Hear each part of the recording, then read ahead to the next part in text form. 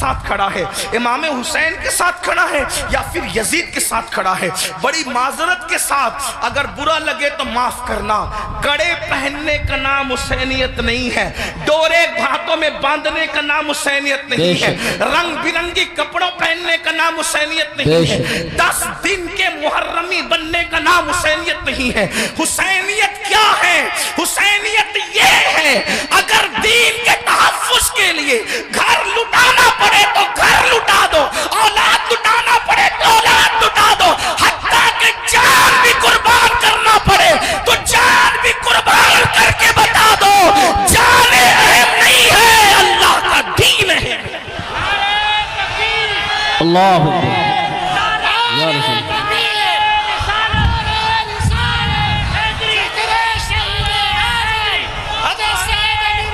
بڑی معذرت کے ساتھ کچھ لوگوں نے حسینیت کو بہت سستا کر دیا۔ اگر ڈوڑے کڑے اور کلر کے کپڑوں کا نام حسینیت ہوتا یا چند محفلوں کا نام حسینیت ہوتا پھر تو پوری دنیا حسینیت کی طرف آ جاتی۔ حسینیت اتنی آسان تو نہیں ہے نا۔ اس دور میں بھی 22,000 کا لشکر الگ کھڑا ہے اور 72 نفوس الگ کھڑے ہیں۔ اس سے پتا چلا حسینیت آسان نہیں ہے۔ اب اپنے آپ میں ڈوب کر سوچو قیامت کے دن اللہ اکبر کس کے ساتھ اٹھو گے؟ میری قوم کے وہ جوانوں جو اپنی راتوں کو گندی فلموں کے ساتھ جو ہے وہ اللہ اکبر جہنم کے عذاب کو قبول کرتے ہوئے خدا کے چیلنج سے نہ ڈرتے ہوئے نرم نرم گدوں پہ لیٹ کر اگر زنا کے مناظر دیکھ رہے ہو تو میں یہاں علماء موجود ہے ایک بات عرض کروں کہ یزید بھی تو کہیں پھر ایسا کام کرنے والوں سے اس معاملے میں 2 قدم پیچھے نظر آ رہا ہے، اور میری قوم کے وہ جوان جو اپنے آپ کو حسینی کہہ رہے ہیں وہ اس معاملے کے اندر اس معاملے میں کہہ رہا ہے، کیا وہ یزید سے 2 قدم آگے نظر نہیں آتے؟ اللہ بتاؤ تو صحیح، شہزادہ رسول سے محبت کا دعویٰ، اور کوئی مسلمان یہ تصور کر سکتا ہے کہ وہ زنا کے اڈے پہ جائے؟ وہ زنا جس کے بارے میں اللہ کے رسول صلی اللہ علیہ وآلہ وسلم غیب داں نبی نے فرمایا کہ قیامت کے دن زانیوں کو آگ کے کپڑے پہنائے جائیں گے، آگ کا کرتا پہنایا جائے گا، اور ان کی شرمگاہوں پر جہنم کی آگ بھڑکائی جائے گی۔ پھر اس کے بعد دوسری چیز شراب کو لے لیں، نشہ کو لے لیں۔ اللہ اکبر 16 17 سال کے لڑکے آج ہمارے نشہ کی طرف جا رہے ہیں، اور اللہ اکبر نشہ کی طرف جو چیز لے جا رہی ہے مجھے ایسا محسوس ہو رہا ہے کہ حقہ جو ہے وہ انسان کو نشے کی طرف تیزی کے ساتھ لے جا رہا ہے۔ میں حقے پر کوئی حکم تو نہیں لگا رہا ہوں، ویسے کہ کوئی میں مفتی بھی نہیں ہوں کہ میں حقے پر کوئی حکم لگاؤں، حکم بیان کرنا میرا کام نہیں۔ میں ایک چھوٹا سا طالب علم ہوں، اصلاح معاشرہ کی محفل میں صرف دل کا درد لے کر کے آیا ہوں۔ ابتدا حقے سے ہوتی ہے، حقہ تو کوئی حرام نہیں، اس طرح کی لوگ بات کرتے ہیں، پھر دھیرے دھیرے سگریٹ پر آتے ہیں، اور سگریٹ کے اندر پھر کیا کیا لگا کے پیا جاتا ہے مجھ سے زیادہ آپ لوگ جانتے ہیں، اور آپ لوگوں سے ہی ہم تک باتیں پہنچتی ہیں، اور پھر دھیرے دھیرے انسان ایم ڈی کا، نشے کا، اور خدا جانے کس کس چیز کا عادی ہو جاتا ہے۔ آپ سے پوچھتا ہوں یزید بھی نشہ کر رہا ہے، آپ بھی نشہ کر رہے ہیں، اور یزید کے اور آپ کے نشے میں فرق کیا ہے؟ اللہ اکبر شاید یزید نے ایم ڈی وغیرہ کو خواب میں بھی نہیں دیکھا ہوگا۔ اللہ اکبر اندازہ فرمائے کس طرف جا رہے ہو۔ اللہ اکبر امام علی مقام علی جدی والی سلام کے سامنے یہ چیلنجز تھے۔ آپ اپنی قوم کو جرائم سے بچانا چاہتے تھے، آپ اپنی قوم کو گناہ سے بچانا چاہتے تھے۔ جانتے ہیں اللہ کے رسول صلی اللہ علیہ وآلہ وسلم نے بستیوں کے اجڑنے اور گھروں کے اجڑنے کے لیے جو بات بیان فرمائی ہے اس کو دل کے کانوں سے سنیں۔ اللہ کے غیب داں نبی صلی اللہ علیہ وآلہ وسلم ارشاد فرماتے ہیں راتوں کو کچھ لوگوں کے مکانات خود بخود زمین میں دھس جائیں گے، زمین کے اندر جو ہے زمین بوش ہو جائیں گے۔ آپ کبھی سنتے ہیں نا کہ فلاں بلڈنگ گر گئی، فلاں بلڈنگ زمین میں دفن ہو گئی۔ میں یہ نہیں کہتا کہ سب اسی وجہ سے ہوتی ہے، لیکن اللہ کے حبیب غیب داں نبی صلی اللہ علیہ وآلہ وسلم گھروں گھروں کے اجڑنے کے، گھروں کے زمین بوس ہونے کے اسباب کیا بیان کرتے ہیں۔ لوگ کہتے ہیں ہمارے گھروں پر یہ چل رہا ہے، وہ چل رہا ہے۔ میں نے کہا جو چلا رہے ہیں ہم ان کے بھی ساتھ نہیں ہیں، لیکن اپنا کرتوت بھی تو دیکھو۔ قرآن کہتا ہے وَمَا أَصَابَكُم مِّن مُّصِيبَةٍ فَبِمَا كَسَبَتْ أَيْدِيكُمْ، کہ تم پر جو بھی مصیبت آتی ہے وہ تمہارے کیے دھرا ہے، وہ تمہارے برے اعمال کا نتیجہ ہے۔ اللہ اکبر۔ کیا ہوا؟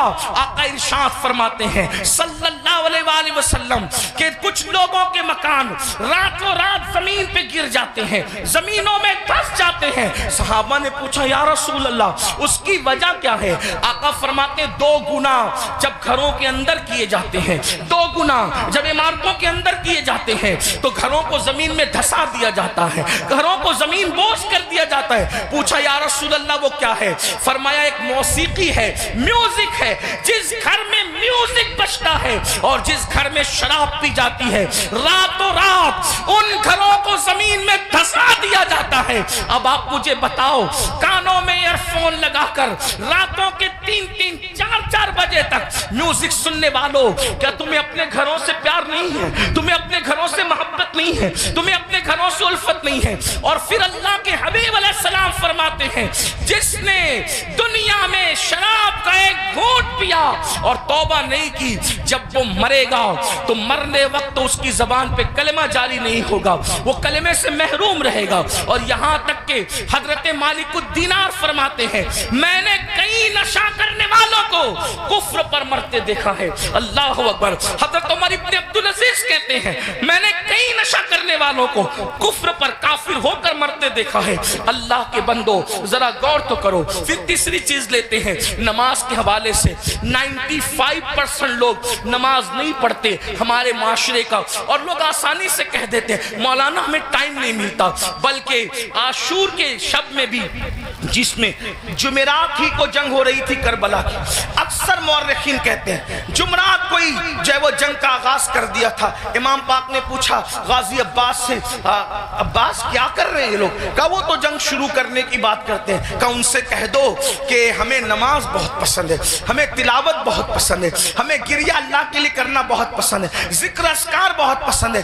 وہ جنگ تو ہونی ہے لیکن ایک رات کی وہ ہمیں مہلت دے دے تاکہ آنے والی رات شب عاشور ہے اس میں ہم اللہ کی عبادت کریں، گریہ وزاری کریں۔ آپ سے پوچھتا ہوں امام تو مہلت لے رہے ہیں عبادت کے لیے اور اللہ رب العزت نے ہمیں پوری زندگی دی ہے، عبادت کی طرف نہیں آتے۔ کتنی سادگی سے انسان کہتا ہے مولانا ٹائم نہیں ملتا۔ مجھے بتاؤ ہم سے بڑھ کر کے مکر کون کر رہا ہے؟ ہم کہتے ہیں ٹائم نہیں ملتا۔ اگر تلاوت کے لیے ٹائم نہیں ہے تو گھنٹوں گھنٹوں واٹس ایپ پر وقت کے لیے کیسے ٹائم ملتا ہے؟ اگر اللہ کی عبادت کے لیے ٹائم نہیں ہے تو فیس بک پر یوٹیوب پر گھنٹوں گزارنے کے لیے ٹائم کیسے ملتا ہے؟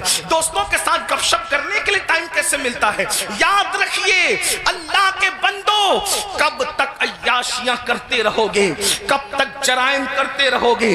کب تک خدا کے غضب کو چیلنج کرتے رہو گے؟ کب تک اللہ کے عذاب کو دعوت دیتے رہو گے؟ کب تک خدا کے عذاب سے غفلت برتتے رہو گے؟ یاد رکھنا اللہ نے کسی کو بہت لمبی عمر ہمیشہ کے لیے نہیں دی ہے۔ آخر موت ہے موت، آخر موت ہے موت۔ جب اس نے محبوبوں کو موت دی ہے تو پھر مردودوں کا کیا حال ہوگا؟ جب اس نے مقربین کو موت کا مزہ چکھایا ہے تو دور رہنے والوں کا کیا حال ہوگا؟ یاد رکھنا جس دن روح کا رشتہ جسم سے ٹوٹ جائے گا اس دن سوائے پچھتاوے کے کچھ ہاتھ نہیں آئے گا۔ اللہ اللہ جب لوگوں کے درمیان بیٹھتے ہو تو ولیوں کی طرح باتیں کرتے ہو اور جب تنہائیوں میں ہوتے ہو تو شیطان کا ننگا ناچ بن جاتے ہو۔ یہ منافقت نہیں ہے تو اور کیا ہے؟ زبان کچھ اور کہے اور کردار کچھ اور کہے۔ قرآن کہتا ہے لما تقولون ما لا تفعلون، وہ کیوں کہتے ہو جس پر خود عمل نہیں کرتے۔ مسلمانوں بتاؤ اللہ اکبر، ہمیں نماز کے لیے ٹائم نہیں۔ کون نماز؟ وہ نماز جو معراج المومنین ہے، وہ نماز جو رسول اللہ صلی اللہ علیہ وآلہ وسلم वतन की आंखों की ठंडक है, वो नमाज जो गुनाहों से इंसान को ऐसे पाक कर देती है जैसे गुस्ल करने वालों के जिस्म का मैल खत्म हो जाता है, वो नमाज जो अल्लाह से बंदे को करीब कर देती है, अल्लाह का कुर्ब नसीब होता है जिस नमाज से। कौन सी नमाज? वो नमाज जिसकी बुनियाद पर इंसान रहमतों का मुस्तहिक होता है। कौन सी नमाज? वो नमाज जिससे रोजी में बरकत होती है, वो नमाज जिसके बाद दुआएं कबूल होती है, वो नमाज जिसके पढ़ने से बीमारियों का खात्मा होता है, वो नमाज जिसके बाद इंसान को मकाम महबूबियत मिलता है, वो नमाज। अल्लाह अकबर, सारे अहकामात जमीन पर भेजे गए, लेकिन जब नमाज देना हुआ तो जमीन पर नहीं भेजी गई, बल्कि मेराज में लामका पे बुलाकर महबूब को दे के बताया गया। सारे अहकामात अपनी जगह है, लेकिन नमाज का मामला अपनी जगह है। इसीलिए बुजुर्गों ने फरमाया, अल्लाह के रसूल अलैहि सलाम फरमाते हैं कि सबसे पहले क़यामत में नमाज के बारे में पूछा जाएगा। अगर नमाज का मामला आपका क्लियर हुआ तो सारे मामला क्लियर कर दिए जाएंगे, और अगर नमाज के मामले में अटक गए, नमाज के मामले में फंस गए, तो फिर इंसान बच न सकेगा। आप मुझे बताएं, हमें अल्लाह से डर नहीं लगता? जिस क़यामत के दिन के बारे में काबे अहबार कहते हैं, अगर 70 अंबिया के बराबर भी कोई अमाल बफर्ज़े महाल लेकर के पहुंचे तो भी वो अपने अमाल को हकीर जानेगा, हकीर। आपसे पूछता हूं, क्यों वक्त नहीं निकालते? अब आइए आपसे पूछूं, इमाम तो सजदे की, इमाम तो अल्लाह अकबर शहादत के वक्त भी सजदा करते हैं। कितना दर्दनाक वक्त होगा, अल्लाह अल्लाह। जब इंसान का एक्सीडेंट होता है और वो मौत को करीब देखता है तो इंसान अपनी जान की फिक्र करता है, मगर कुर्बान मेरे इमाम शहीद करबला ने जब आखिरी वक्त आया तो भी अपने सर को सजदे में रखा, और सर सजदे में रख करके बता दिया, औरों को जान से मोहब्बत है, लेकिन अली के बेटे को अपनी जान से ज्यादा सजदे से मोहब्बत है। आप बताएं तो सही। और उसी नमाज से हम दूर है। आशूर में भी नमाज दूर करते, आशूर में भी नमाज से दूर रहते हैं। आइए अब इस अपनी गुफ्तगू को एंड की तरफ ले जाते हुए आपसे पूछूं, अगर क़यामत के दिन, तवज्जो करना इन जुमलों पर, अगर क़यामत के दिन फहरिस्त बनी जानियों की कि जानी एक साथ खड़े रहे, तवज्जो आप, जानियों की फहरिस्त बनी कि जानी एक साथ खड़े रहेंगे, तो जिस ग्रुप में यजीद होगा उसी ग्रुप में जिना करने वाले भी तो होंगे ना। दुनिया के अंदर बड़ी बड़ी बातें हाँकना आसान है। महशर आपकी मर्जी और मेरी मर्जी से नहीं होगा। महशर को महशर कहते इसलिए हैं कि वहां बड़े बड़े मुकर्रबीन भी नफ्सी नफ्सी कहेंगे। अल्लाह। थोड़ा किसी के दिल की फरियाद दिल के कानों से सुनो, मेरी कौम के जवानों जहन्नम का ईंधन बनने नहीं आए हो, मेरी कौम के जवानों अल्लाह को नाराज करने नहीं आए हो। इमाम अली मकाम से जान से ज्यादा मोहब्बत करने वाले मेरे सुन्नियों, आपसे पूछता हूं, थोड़ा गौर करना, ईमान वाले दिल पे हाथ रखकर सोचना। जानियों की फहरिस्त बनेगी कि सारे जानी एक साथ खड़े रहे, तो बताओ जहां यजीद होगा वहां जानी लोग होंगे कि नहीं होंगे? और निगाहों की पाकीज़ा, निगाहों को पाकीज़ा रखने वालों की फहरिस्त बनेगी कि जो निगाहों को नीचा रखते थे, औरतों को पाप की नजर से नहीं देखते थे, जिनकी निगाहों में तकद्दुस था, वो सब एक तरफ खड़े रहे। तो बताओ, अल्लाह अकबर, निगाहों को तहफ्फुज देने वाले इमाम हुसैन के साथ खड़े होंगे और जिना करने वाले यजीद के साथ खड़े होंगे। अगर क़यामत में ऐसा हो गया, अगर हो गया कि बेनमाजी एक साथ रहें और नमाजों की पाबंदी करने वाले एक साथ खड़े रहें, तो बताओ यजीद के साथ खड़े होंगे कि नहीं होंगे बेनमाजी? और जो नमाजों को तहफ्फुज देते थे वो उस शहीद के साथ खड़े होंगे कि नहीं होंगे, जिसने सर को सजदे में कुर्बान किया है, सर सजदे में कुर्बान किया है। अल्लाह अल्लाह किसी ने कहा था, हो सके तो लाइए दोनों जहां मीजान में, मैंने एक सजदा ज़मीने करबला से ले लिया। अल्लाह अकबर। बताओ मुसलमानों, तो पता चला ये नजरियात की जंग है, ये नजरियात की जंग है। आपसे पूछूं, जंग में जब इंसान जाता है, जंग में जब इंसान जाता है फौज लेकर जाता है, बहन लेकर नहीं जाता। जंग में इंसान जाता है फौज लेकर जाता है, बीबियां लेकर नहीं जाता। जंग में इंसान انسان جاتا ہے اللہ اکبر فوج لے کر جاتا ہے, سوتیلے بھائی لے کر نہیں جاتا. جنگ میں انسان جاتا ہے 6 مہینے کا بچہ لے کر نہیں جاتا.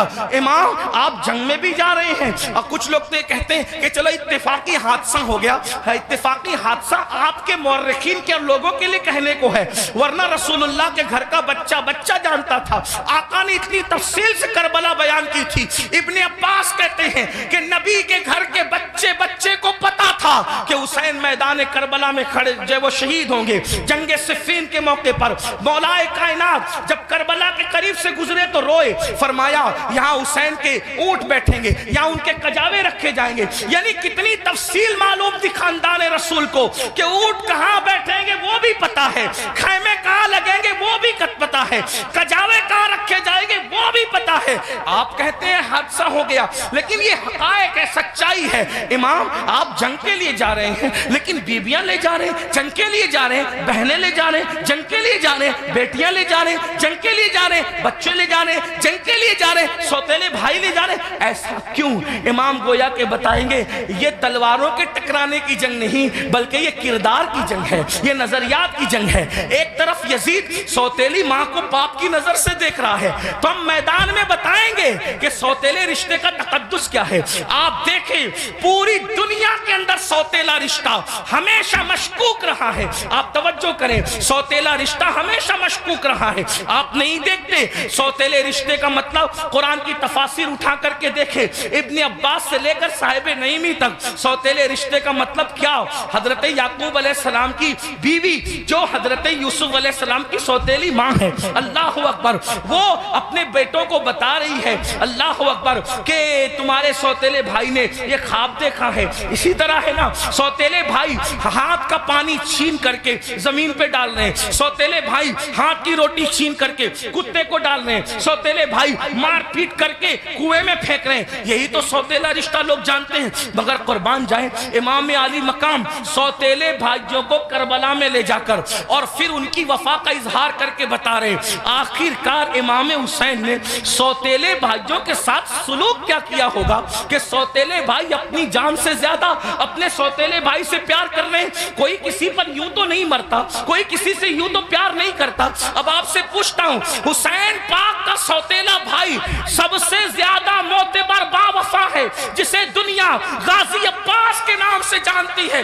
آپ سے پوچھتا ہوں, وفا کا دوسرا نام اگر کربلا کے بعد ہم سے کوئی پوچھے تو ہم حضرت غازی عباس کا نام لیا کرتے. شمر نے اللہ اکبر رشتہ داری کی وجہ سے حضرت عباس کو امان لکھی, ان کے بھائیوں کو امان لکھی, تو حضرت عباس نے کہا شمر تجھ پر بھی لعنت ہے اور تیری امان پر بھی لعنت ہے, واللہ تو نے نبی کے شہزادے کو امان نہیں دی. ان کو کاٹنا چاہتا اور ہمیں بچانا چاہتا ہے. حسین کے بعد زندہ رہنے کو ہم پسند ہی نہیں کرتے. یہ ایک سوتیلے بھائی کا جذبہ. اب آپ سے پوچھتا ہوں, اگر آپ کربلائی ہے, اگر آپ حسینی ہے, تو اس مجمع میں اپنے دل میں سوچو آپ کے سگے بھائی کے ساتھ آپ کا سلوک کیا ہے. کربلا صرف کالے کپڑوں کا نام تو نہیں ہے نا پہننے کا, کربلا سینہ پیٹنے کا نام نہیں ہمارے درمیان. ہمارے درمیان کربلا اسوہ مصطفیٰ کی تفسیر کا نام ہے. ہمارے نزدیک کربلا بدر و احد کے مقصد کی تکمیل کا نام ہے. آپ سمجھتے کیا ہے کربلا کو, لیکن ہمارے اندر کربلا کہاں ہے. ہم نے رسمی اور اسمی کربلا کو تو دیکھا, ہم نے حقیقت کربلا کو نہیں دیکھا. بتاؤ آپ پر ہمارا جذبہ بھائی کے بارے میں کیا ہے. یہی نا, اس کا کھیت ہڑپ کر لیا, اس کا حصہ ہضم کر لیا, اس پر کیس کی کر دیا, اس کے خلاف کھڑے ہو گئے. اس کی بیٹی کو اچھے رشتے آتے تو آپ کو پسند نہیں آتا, آپ کو ہضم نہیں ہوتا. بتائیں تو صحیح, اس کے گھر میں بیٹے ہی بیٹے پیدا ہوں تو آپ کو تکلیف ہوتی ہے. یہ آپ کا معاملہ سگے بھائی کے لیے, اور وہاں سوتیلے بھائی کے ساتھ انداز کیا ہے سرکار غازی عباس کے ساتھ دیکھیں. پھر اس کے بعد امام اپنی بہن کو کربلا میں لائے. جب امام کسی کی کوئی بات نہیں مانتے, توجہ کرنا, جب امام کسی کی کوئی بات نہیں مانتے تو سیدہ زینب کھڑی ہو کے کہتی ہے بھیا یہ کر لو, بھیا یہ کر لو. بہن کی کوئی بات نہیں ٹلتی. گویا کہ حسین بتا رہے ہیں وہاں بہن کا کوئی تقدس نہیں ہے, اور یہاں بہن کے تقدس کا عالم یہ ہے کہ بظاہر اگر حضرت امام کے اپنی فکر کے خلاف بہن بات کر رہی ہے تو امام اس کو ہی مانتے نظر آ رہے ہیں۔ کس نے نہیں کہا تھا کہ علی اصغر کو لے جائیں اور یزیدیوں سے کہیں کہ پانی پلا دیں؟ امام نے سب کو منع کیا، لیکن جب بہن آئی بہن نے کہا میرے لیے چلے جائیں، میں کہہ رہی ہوں آپ چلے جائیں۔ تو مورخین لکھ رہے ہیں بہن کی بات مان کر امام یزیدیوں کی طرف جاتے ہوئے نظر آتے ہیں۔ حالانکہ یہ امام پاک رضی اللہ تبارک و تعالیٰ کی شان ہے کہ یزیدیوں کے ہاتھوں سے ان کے شہزادہ والا تبار نے پانی نوش نہیں فرمایا، وہ تو شہید ہو گئے۔ لیکن آپ سے پوچھتا ہوں بہن کے بارے میں امام علی مقام کا حال یہ، بیویوں کی موجودگی میں قیادت کا جھنڈا خاندان نبوت کا کسی کے ہاتھ میں دیتے ہیں، بیٹیوں کی اور بیویوں کی موجودگی میں اس کو بہن کہتے ہیں۔ بتاؤ امام تو بہن سے اتنا پیار کرتے ہیں، ہمارا اور آپ کا بہنوں کے ساتھ کیا تعلق ہے؟